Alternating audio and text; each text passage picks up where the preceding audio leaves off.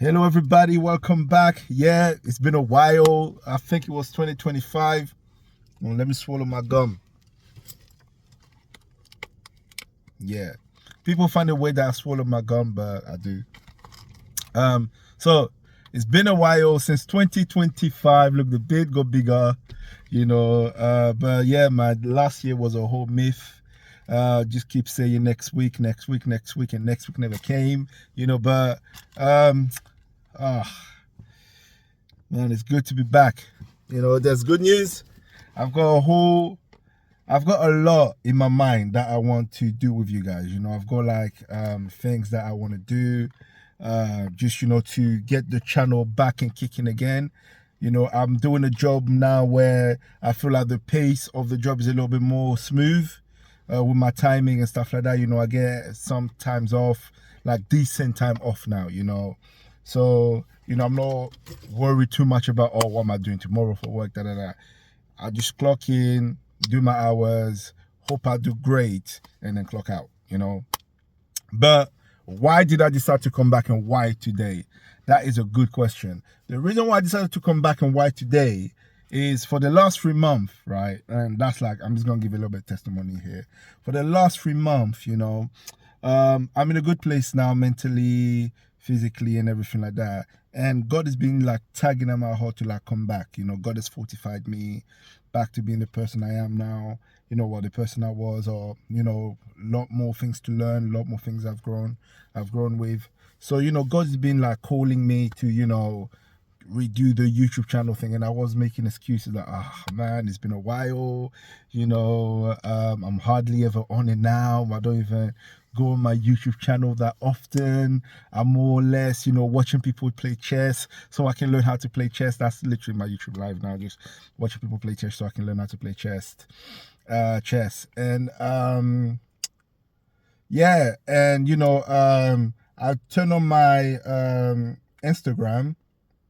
Yeah, the devil is a liar, but he shall not prevail. So as I was saying, I was looking at YouTube, Instagram, and a friend of mine that I met while I was joining the army posted something on his Instagram about a man with cerebral palsy who's been called to preach. And I was looking at it, not that God was convicting me at this time, but I felt convicted, God called him to do it.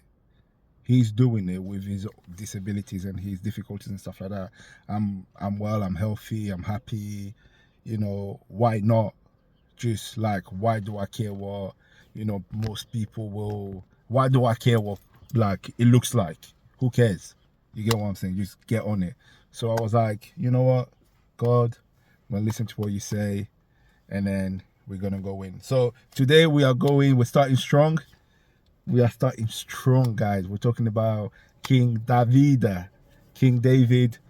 the man chosen by God himself, and we're going to look at why God, after everything is done, why God still called him a man after his own heart. Okay, so who is David, first of all? For people who don't know, most people know David as the person who beat Goliath, and that's it, sling, stone, giant down, easy highlight reels, but before David was a warrior, he was a forgotten shepherd boy, youngest son, left in the field when Samuel came to look for king. Jesse, his father, bore the strong ones of the flock, the strong ones of the family, the tall one, the one that looks like leaders, and if you read the Bible before then, there was already a representative like that. His name was Saul, and that's what he bought, similarities to Saul: tall, strong. They said Saul was the most beautiful person in all of Israel, so I won't say good looking, but they were tall and strong. We'll give him that, and God said no, not he said no to all of them. Why? Because God doesn't choose by appearance. He chooses by the heart. Yeah, that's an easy win there.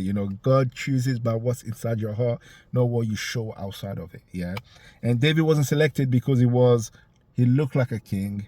David was selected because his heart yearned for God. You know, his heart leaned towards God. Like majority of his thinking, everything about him leaned towards God. You know, David had multiple chances to kill Saul when the tide changed and then Saul turned on David. You know, but he didn't. You know, he could have forced the crown on him, but he waited. He had patience, you know, and he could have taken revenge, but he showed, you know, a little bit of restraints here and there. Try to see if we can. Guys, I'm starting again, but apologies, man. So yeah,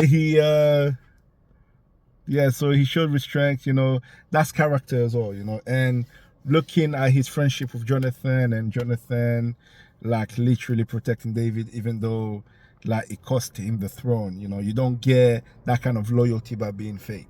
Yeah, so David was a real one, you know, broken, you know, like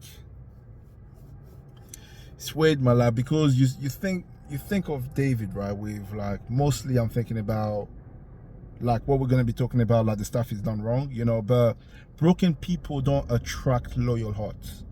You know, like David clearly carried something different, you know, like in him, and like God chose him for that reason, you know. And then comes a part where people don't like to talk about, you know, David stays home when the kings should be at war, you know, idols, comfortable, dangerous position. He sees Bathsheba, he takes her, he lies, he manipulates, he arranged the death of Bathsheba's husband. You know, let's not romanticize it. David sinned and he sinned badly. All right, that's like real damage, real consequences. Someone died, a woman was taken. Some Bible scholars says she was willing, other Bible says she wasn't willing. We never heard about Bathsheba's side of the story, so we're just gonna leave it with that. He took her, even though she was married to another man. That's bad enough, yeah.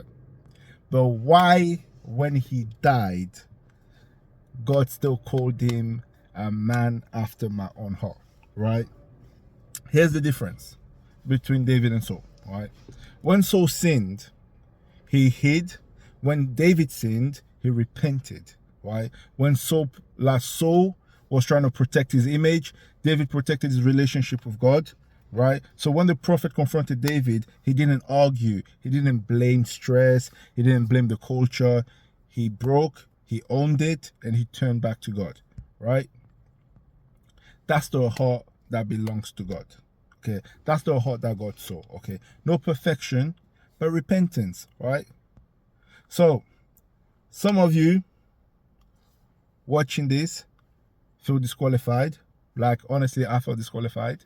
Yeah, like a few even today, like if I didn't see that cerebral palsy guy, yeah, I felt like, oh, you know what, I'm not doing this anymore, man. I felt disqualified, innit? But you know, you mess up, you know, you failed, or you know, you fell, you know. But David's life should give us this clarity. Okay, God doesn't look at our flawless people. Okay, God doesn't look at flawless people, right? The only flawless person on earth was a God himself, and his name was Jesus Christ. Okay, what God looks at, he looks at your heart that returns to him. Okay, the heart that repents is the kind of heart that God is looking at. And if David was used by God, okay, he's not done with you either, right? So guys, hopefully this is a message of encouragement, a message of, you know, truth. Go well, be with God, and I'll catch you guys on the next one. I will be more on it this time. I won't leave it for a whole year. Yeah, I'll catch you guys in a bit. Peace.